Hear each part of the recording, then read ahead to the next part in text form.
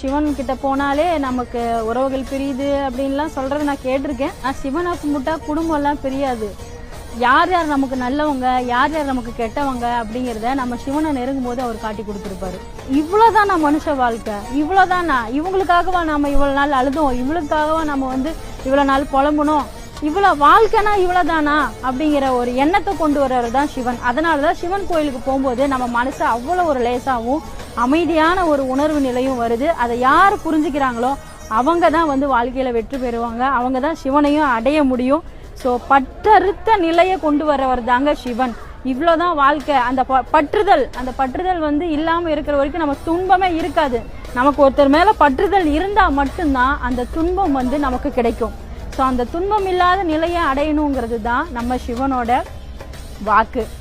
நிறைய பேர் நினைக்கிறாங்க சிவன் கிட்ட போனாலே நமக்கு உறவுகள் பிரியுது அப்படின்லாம் சொல்றது நான்